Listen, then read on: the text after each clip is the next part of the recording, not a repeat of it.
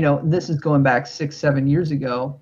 You were talking about using this guy as a way to get new donations. And so I wanted to kind of pick your brain and see where you're at. But first, let me give you a proper introduction. Brian Kish is the president of the Emeril Lagasse Foundation and has worked in annual giving for a professional consultant for over 18 years. Before joining the Emeril Lagasse Foundation, Brian served as Senior Vice President for Development at the University of Arizona Foundation, Assistant Vice President for Advancement at Salve Regina University, and Senior Director of Development for the University of California in Irvine. His work has encompassed all university and annual giving initiatives, as well as giving societies, grateful patient fundraising, comprehensive campaigns, and major giving. Brian knows cutting-edge strategies in direct mail, telemarketing, e-philanthropy, and day of giving initiatives. He's also experienced in budget development and management, affinity giving programs, and the use of technology in fundraising, gift club marketing, statistical data analysis, and strategic planning. In addition to his extensive development background, Brian is a frequent speaker and at professional conferences throughout North America, having served as chair or faculty in 35 development conferences and making over 100 professional presentations. He has been awarded the Case Crystal Apple for teaching excellence, the youngest person to ever receive this honor. Additionally, Brian hosts collaborative benchmarking meetings for Target Analytics, a Blackbaud company, and he graduated cum laude from international relations from Ohio University, and in 2002 received the CFRE, or Certified Fundraising Executive designation. Brian, thanks so much. My pleasure. Thanks. Yeah, Thank you, Alex. You bet. So first off, you're very accomplished, in the world of development and fundraising. And I just wanted to see, what led you to this career, and what do you love about it? What do you like about it? Yeah, you bet. It all started with a girl, as the story starts. Freshman English class, or whatever level it was. There was a sophomore there, and her job was student caller at the phonathon at Ohio University. Okay. And I won't say her name. I doubt she's listening, but I won't say her name. But and so she told me about her job, and I want to work there. Well, she quit afterwards. No surprise.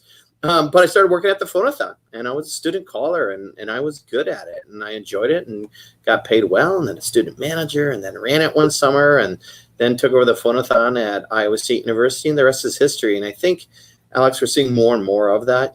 When I got into this in '96, it was a second career for a lot of people in development.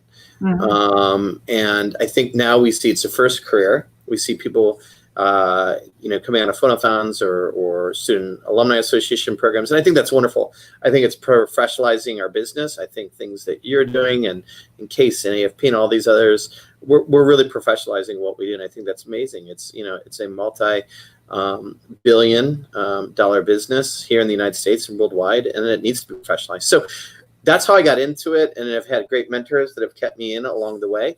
And, you asked the question of what I like best about it. And I say this all the time, but other jobs, we see the worst of people. In philanthropy, we see the very best of people. And that's amazing. Philanthropy broken down is philos, anthropos, the love of humankind. And that's what this is.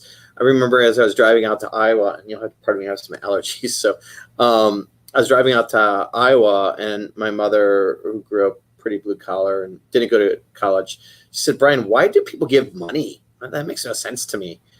And she did give. She didn't think about it with alma maters and universities, but maybe your church or local communities. And it's an interesting thing, right? That people don't have to give, but they choose to give. And when we can be a part of that experience and make everyone feel great about it, we're blessed to be in this business. Reflecting back on your parents, you mentioned, you were really good at the phonathon, which was, still in existence, and for those that don't know, well, I don't know. I don't think it's completely cold calling, but it is an element of cold calling donors and alumni. Do you think you were successful of that because of your parents? Was there a sales background in your family? Yeah, interesting enough, not at all. Not at all. They were kind of the complete opposite. However, I had an older brother that got into politics and worked for a state party, and then I started interning with those. And obviously, around politics, a lot of it's fundraising and asking people for that. And my older brother was my idol, and I wanted to be him. That's how I got into international relations and political science. I wanted to be him, and part of it was fundraising. The other is public speaking. I got into public speaking a lot in high school and going to competitions and all of that. And I think that's where I got it. The other thing, though, inadvertently, my parents taught me, and how I became a good fundraiser, is I had to pay for my college 100%. We didn't have the ability. And so as I spoke to people, I could speak passionately about what I was asking for. And it was real to me that I got some small scholarships. And if I didn't have those, I wasn't going to be in school. And that's true for a lot of people. And as we think about when we work for an organization, Alex, you just tell me where you work as well, full time, we have to believe in what we're doing. And if we do, and we're genuine about it, it's going to help us in our practice. So inadvertently, they did help me. Okay. Getting into some of the organizational questions and kind of practicality questions, in your bio, you've managed a lot of shops, both large and small. And I think a lot about, when you want to turn an organization around, or you want to start maybe growing the dollars and the donors. One of the things is I think of, and let me know if you go here too, is getting your staff and development team to buy in. And how do we start to shift the culture, I think, at organizations towards really supporting development and fundraising staff? Yeah, great question, Alex. I agree 100%. It's all about staff. I'm not one of those folks that read a lot of books about business and management, all that, but there's a couple. One is From Good to Great, and talks about getting the right people on the bus before you even get the bus moving. Right. And I'm a big believer of that. I learned that from my mentor, a gentleman named by Tom Mitchell, who's the head of advancement down at Florida and has been president of I don't know how many boards and all that. Great teacher, and that's everything I've learned is from my mentors, and he's one of them. But he talks about getting the right people. And it doesn't matter necessarily do they have the exact skills for the jobs you're hiring. Hire the right people with the right characteristics, and then it's your job to train them. And as he says, you train them, and then you get the hell out of the way and let them do their job and remove obstacles along the way. But let's kind of go back to the beginning. Once you find those people, then it's everyone getting together and giving them a voice, I believe, and saying, all right, what is our values here? And I want everyone to collectively come together and agree on what those values are. And it's just not going to be words that we're going to put up on a wall. We're going to come back and talk about them and ensure that we're all going to adhere to those values. And they don't have to be the values. If you're in a development shop at an institution, a university, it doesn't have to be the same values as the university says. Or if you're at an art museum, it doesn't have to be the exact same things as the museum. But as your team, what are you guys agreeing to? What is your pact amongst each other?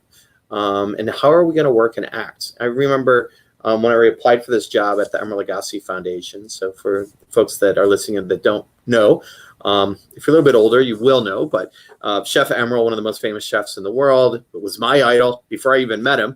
There I am interviewing with him for this job. I mean, this is truly my dream job. I mean, I got this when I was 40, and I thought, oh my God, the only great thing about this job, or the only bad thing about this job is, what if I don't get this job, or what happens? Because there's nothing after this. This is it.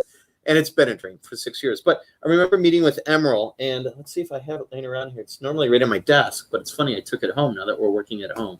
Literally, normally it's right here next to me. And I remember meeting with him, and when we jived, when he told me about a book called The Power of Thinking Big. It was made in like the 70s, right in the 70s, still very relevant today. And again, I'm quoting these books, and I really don't read that many management books, but it was about this idea of how to think big. And that's something that I believe, and it's something that when I'm putting my team together, we need to think that way. So one of the things I do is anytime someone new comes on my team, I give them that book. And I tell them, I want it on your desk, and I want you don't have to read it cover to cover, just every day pick up something, read, and look at it. It's really easy read.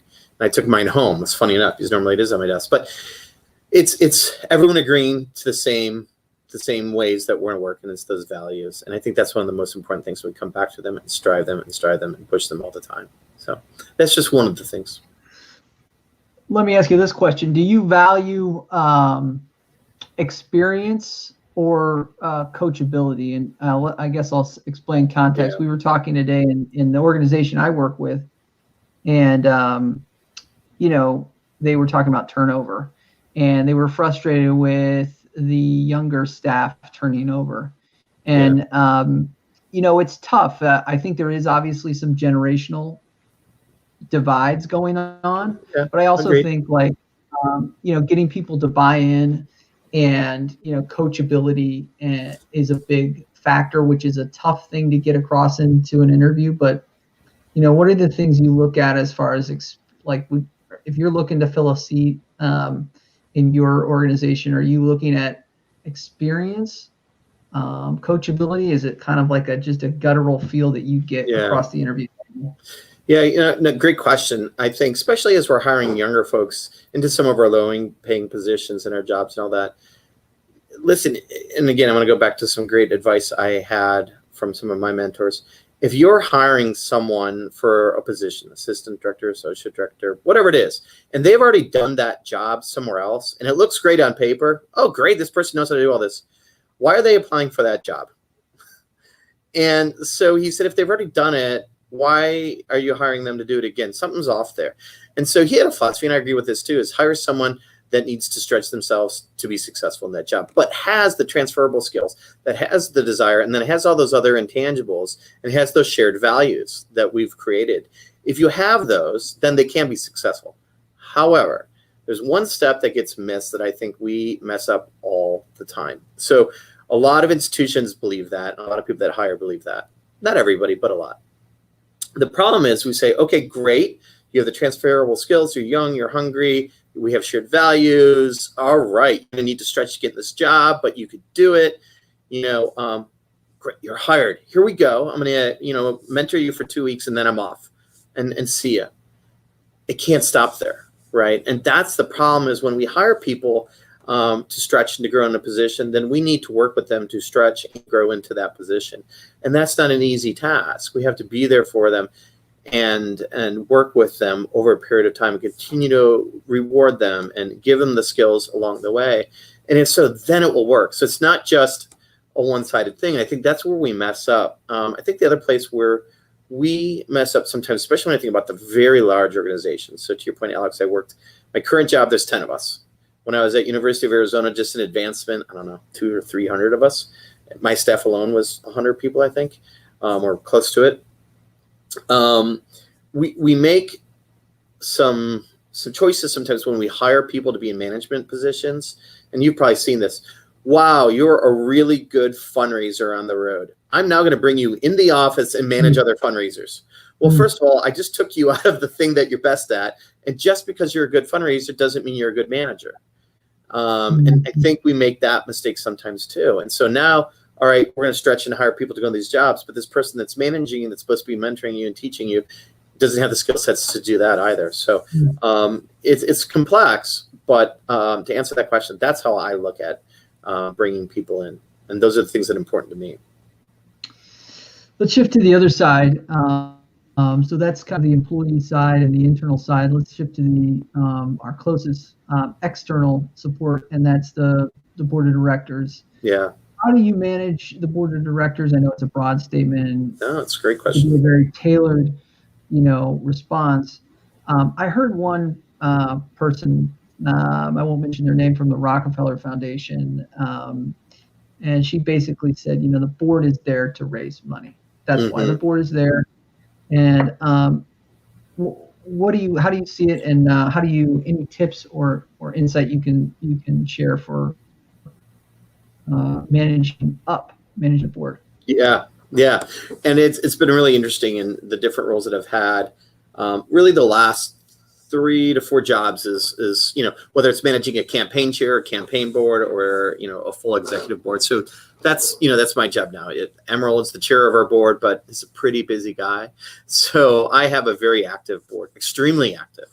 Now that could be a good thing or a bad thing. I am blessed that it's a good thing. So a couple things that I believe in, that I've seen, and why I really do believe we have a great board. And I want to take a little bit of credit for recruiting and training the board and working with the board, to your question. So the very first thing that we do when we think about a board is who do we want to bring on? And people talk about diversity of a board. I think diverse thought is important. Diverse thought is important. I also think diverse experience is important. And I'll speak directly to diverse skill sets. So thinking about what do you need from your board, and do you have the right board members to give you those things? So recently we were out looking for a couple, not out looking, but we had some board turnover, and we're having discussions about who we should add next to our board. And a couple of things we looked at. One, we said we're weak in legal. I'd like to have someone on my board that is stronger in the legal world. And so luckily we had a great donor that had shown interest, and we brought that person in. We were weak in an area where we had a lot of constituents, and I wanted to grow, but I didn't have a really solid board member in that area. Again, so I look at a variety of things of who do we want to add, and what do we need to be successful, and what will that board member take on to fill that. Now, there's no doubt about it. Fundraising is important. But I do go back to, and I tell this to my board, and I'll go back to this in a moment too. I want your talents, your treasure. So talents, right? I'm good at legal. I'm good at, I have another person that is the head of visitor and tourism here. So he's great at marketing. He's not our biggest donor. That's not a surprise. I can say that on a podcast. But he's there for that. That's what he's there for. And he knows that. And we talk about that. So your talents, your treasures. Yes, I do want board members that can give. They all got to give something. How many zeros after that something all depends. But they need to be donors. But yes, I do want some of my big donors. And yes, I do want them to know other big donors. And that's your tribe. So we say talents, treasures, and tribe as well, I think is important. And I'm missing a T for one moment. But it will come to me. But tribe is really important as well. And I think that's one that sometimes we don't always talk about. And it's who do you know, who can you recruit, and who can you pull in as well. And so, so when I meet with my board at the very beginning, we spend time doing an orientation. And it's where we really spend the most time is talking about what the role is and what we expect of each other. And I talk about talents, treasures, and tribe. And I literally say that this is what I want of you guys. And then we have an agreement, and I have each board member sign it. And in that agreement, I say, here's what I'm going to ask of you. Here's the things I'm going to ask you of this. And here's the things I expect you will do. Give at least a gift a year. Introduce me to the people you know. Speak positively. Be educated. Ask me questions. Attend a board meeting. Whatever the board meeting. So I tell them. And then on the back of that page is what I agreed to do. I agree to be available to you. I agree to do this. I agree to be transparent. So that's really important. Then when we bring them in, I engage them as much as I want. I'm 100% transparent. I give them everything that they want or need. We do a lot of work in committees and less in overall board meetings. And every single one of those board members, I could tell you, has brought something, because we clearly tell them ahead of time what that something is that we want and need. And there's clear expectations. Yeah, that's interesting. Setting the expectations up front, so there's no surprise, I think is a really, really good thing, and something to really think about. I wanted to talk a little bit about, the buzzword of donor fatigue and over asking. And I think a lot of, nonprofits out there go, well, how can I get more dollars, get more revenue? Or you're asking for new donors now, and you're limiting the number of times I can ask. So what would you say to those folks out there with that dilemma? It's, we have donor fatigue for a couple of reasons. And I'm going to give two and then tell you why I don't think necessarily I'll come back to why I think there's more to that question. So first of all, there's no doubt when we look at donors, number of gifts to institutions nationwide and throughout North America, I do a lot of work with target analytics. I see it for higher ed and private schools nationwide. You can see it in any other report you want. Number of gifts to institutions are going down. And that's true for other nonprofits, even besides higher ed. Why is that? Well, number one, the number of nonprofits nationwide has increased, so there's more choice than ever before. The technology tools that we have allow those smaller institutions to be more nimble, to be quick, and to solicit effectively and efficiently, and cost efficiently as well. So we have more choices. We are focusing more international, so now we have a bigger market that's looking at us.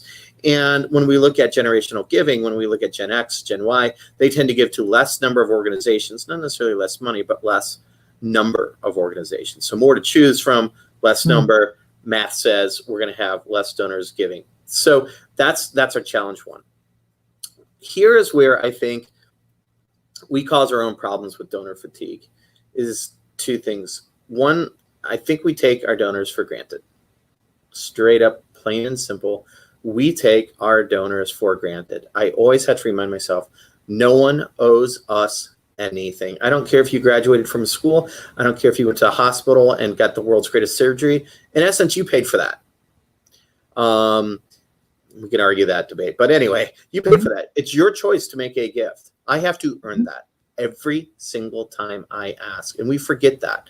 So one is I think we take our donors for granted, and the other aspect that is then we don't stewardship. We don't steward them well. We think we do. We send them a thank you letter. We send them a once-a-year video and all this. But the reason people stop giving to an institution is because they don't feel like their gift made a difference. And if I felt so invested that my gift made a difference, you can ask me 100 times and I'm not going to feel fatigued. Or at least I'm going to feel comfortable telling you no. I say no, but no is not necessarily fatigue. Fatigue is you've worn me down and I can't, and I don't want to do it anymore. I might tell you I can't now, or I love what you're doing, but I've already given as much as I can this year. But that's different than fatigue. And I think we do create fatigue because we don't steward, we don't show impact, and we take it for granted. And unfortunately, I feel like the larger the institution, the more that happens.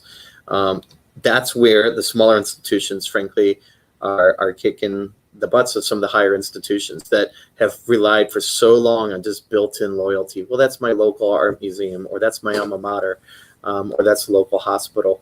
You can't rely on loyalty. You have to rely on impact. And I think we need to all do a better job at that, including myself every day. So speaking of stewardship, I want to kind of ask you two questions. What do you mean by stewardship? Because I think you have got a good definition of it. And what are some practices you use to retain those donors? Yeah. Let's go back to another question I asked earlier because it's good for staff and for donors. But first of all, I think we need to show that your gift made a difference. That's a really easy answer, but your gift made a difference. Just thanking someone is not your gift made a difference. And every gift makes a difference. I was at an institution, and this is when, for a moment, I was in the business and felt kind of sickened by it. It was a huge campaign. We needed to raise, it was like $1 million every other day. These mega billion-dollar campaigns. We had a board meeting, and someone announced, we had the VP of one of the units. He was new, and he was talking about his vision. And one of the trustees stood up and said, you know what, I believe in your mission. I'm going to give you $1 million unrestricted. And I'm not joking, to put it wherever you want to achieve your mission. We're so excited for what you're doing and that you're here. There was a nice golf clap. And then that was it. And like, this person just stood up and gave $1 million and said, I trust you. Save the day. Yeah. We need to do more than a golf clap and say thank you. We need to send better than a letter from the director of annual giving. Who gives a crap what the director of annual giving has to say? Or the VP of development. I don't care what the VP of development has to say. Who cares what the president of Emerald Lagasse Foundation has to say? What did your give do? Can you show me? Show me. I think this is another challenge why we see decreasing, especially in higher ed, I'm going to speak to for a moment, in number of donors and even others, nonprofits as well. As we want unrestricted dollars to put them where we want for the institution. Well, where does the donor want to give? And can we say what it really did? Because it does things like XYZ is not good enough. So in my job, what I do now is I show you what it does. I show you the students, whether that's in person or via video or thank you notes. I show you what your gift did. And going back to staff, how do you get everyone to buy in? I make sure my staff sees that too, that they're interacting with whoever the beneficiary is, whether that's, seeing the groundbreaking research in a hospital, or what art education means to students, or for us, how nutrition and mentorship can change young people's lives.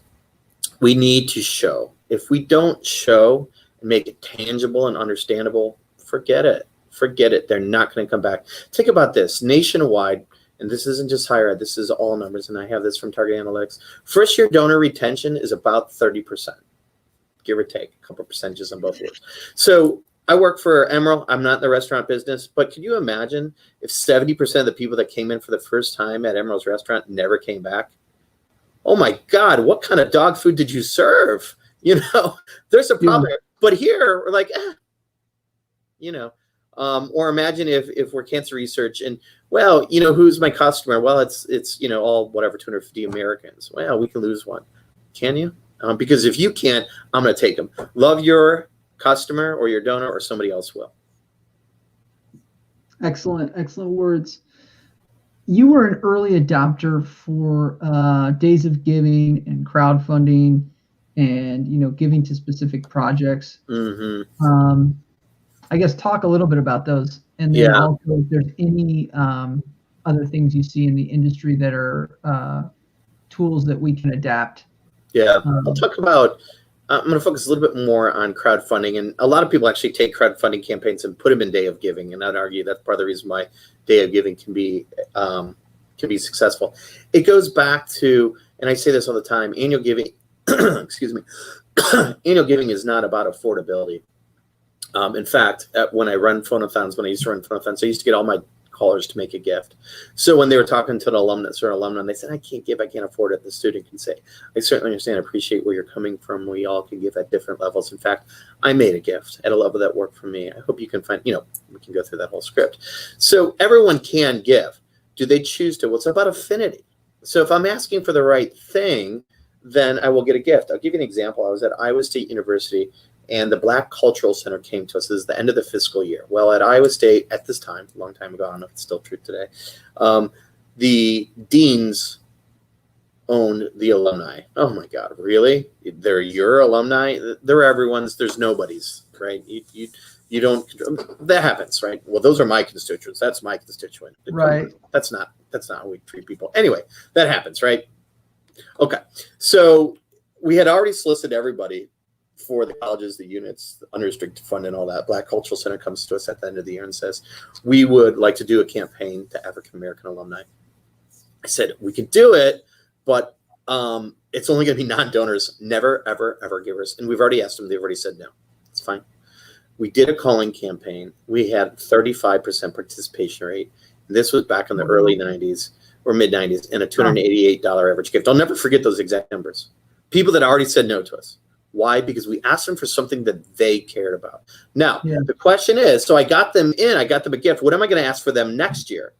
I was just talking to a client of mine, and they had, and this is a problem we're all going to face. A lot of people this past spring pivoted, sick of that word, but pivoted and did student emergency fund asks and got great success. Mm-hmm. What are you going to ask for them this year? I was just talking to a client of mine, and they said, well, the pro or the VP or provost, whoever decided that was a one-time thing, it's gone. So, well, then don't count on retaining those donors.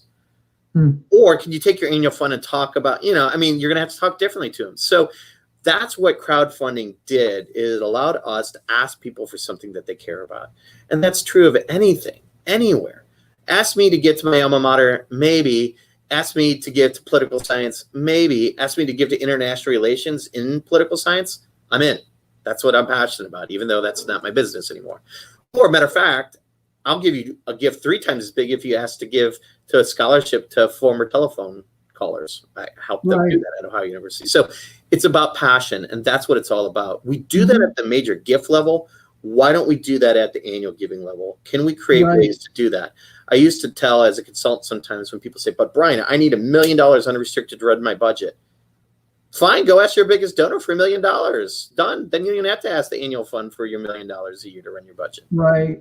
But we don't do that. Why not? So that is why I think crowdfunding has an important part.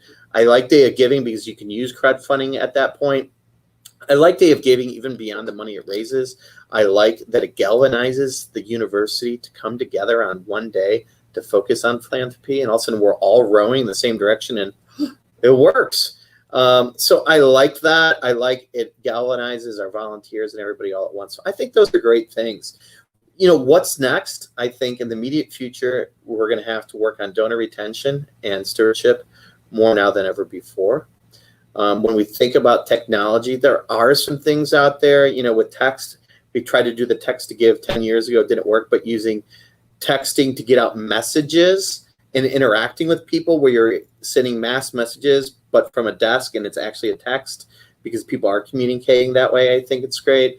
I think thinking about our volunteers as social media ambassadors continues to be something that we need to encourage. I think there's certain parts of our fundraising world, and again, I'm focusing more on annual giving here, not some of the other places, which we could talk about. I do think in the annual giving world, we are missing an opportunity at a lot of different sort of groups of recurring giving. Again, public broadcasting, health organizations have been brilliant at this in higher education, in hospitals. Some others were not great at it. It's a great way to increase the average gifts and donor retention. And we can ask additional gifts on top of those as well. So I think we need to do more in recurring giving and make it more digestible for folks as well. So, I could go on and on, but those are just a couple of things at the annual giving level. Beyond that, it's matching people's passions with what you have to offer, and then stewarding them and showing them that you are the right investment, because that's the choice. Are you the right investment to make? I had a flashback to the talk that you gave at the conference, and you said we used the phrase "you can give to things like." Yeah. That was your saying, and your point, I believe, was what specifically will my donation do? Yeah. And so with that, I mean, there's kind of this internal debate. The purpose of annual giving, is it to get unrestricted dollars, or is it to bring new people on board? Yeah. If it's to bring new people on board, then to your point, let's go after the projects. Let's talk about the projects to get them into our atmosphere. Absolutely. And so yeah. Yeah, absolutely. Other data, interesting, again, looking at some data recently in higher ed, on average, it takes 18 years between someone's first gift to you and someone's first gift of $1,000 or more. 18 years. And then we talk about overall donor retention rates at about 60%. If we go on other outside of higher ed, what are we talking, mid-50s? So most people aren't going to even ever get there, but we got to bring them in. First year donor retention rates, I already mentioned, at about 30%. It goes to about 50 to 60% if we talk about 2-year donor retention rates. So we got to bring them in at any cost and then keep them and move them up the gift ladder. And that's the way I do think about annual giving, is it's not just about the gift this year. I kind of want to get rid of the word annual. It's about bringing them in, moving them up the pipeline, and then getting there at those higher levels. I challenge anyone. Okay, take away, the 5% at the top as an organization that their first gift to you ever was, $1,000. Look at someone in particular at institutions of higher ed, or maybe if you're a museum that's had, converting ticket sales or admissions to donors. Look at some of your higher level folks and look at how long they've been with you. If you don't make the right choices now, you're not going to have them 10 years from now. So you're 100% correct. It's about that pipeline, I think. So finally, 2020 has been a crazy year. It's not over. What advice would you give organizations moving into the fourth quarter? I think acquisition is going to be tough. There's some organizations that are going to succeed in acquisition. There's a lot of issues that are strongly up front right now. Obviously, as we talk about some social justice issues, I'm sensitive to the hospitality industry, the mass layoffs. that leads to hunger and poverty and some things that are being sort of elevated now more than ever. So if you're not one of those, how are you relevant in that space? Well, of course you're relevant. Art is still relevant. Healthcare is relevant. We can all talk about our messages being relevant. We need to think how we keep our messages relevant, but still being true to who we are. Where I'm going with all that is acquisition might be tough. Reactivation might be tough for us.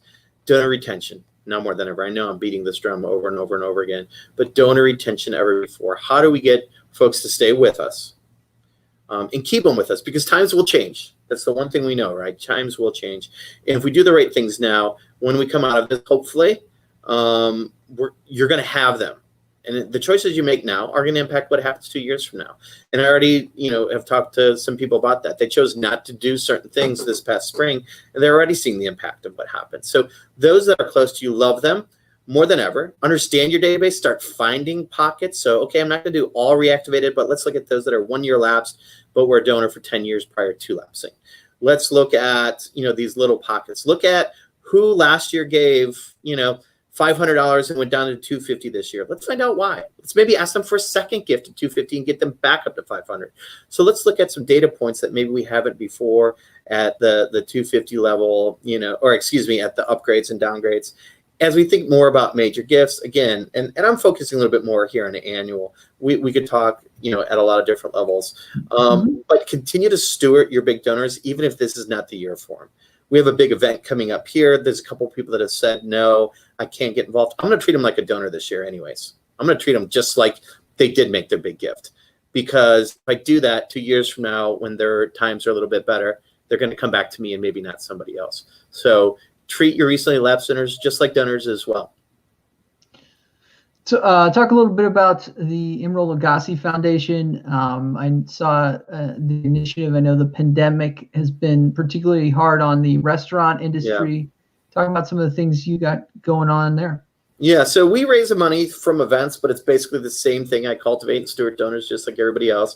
When someone raises their paddle for $50,000, that's just their major gift. They don't even know what they're buying on the other end. It's not worth $50,000. But the money we raise, we give to youth organizations, and we work very close with those organizations to inspire, mentor, enable youth to reach their full potential. And we do it through culinary and nutrition education. So we do we have a big project nationwide that we had launched 2 years ago about culinary gardens and teaching kitchens in schools, in particular in sort of lower income or disadvantaged communities. We do a lot with hospitality and culinary training for people with developmental disabilities. These kids can be super successful in the world of hospitality if we train and work with them the right way. Same with people that are maybe from economically disadvantaged or other unfortunate situations. We're doing some nutrition education with young boys that are fatherless here in New Orleans. There's a great organization called Son of a Saint. We do a variety of things, but one of the biggest campaigns we're doing right now that is normally we focus on youth, but Emerald being the hospitality industry, we're doing a big campaign right now.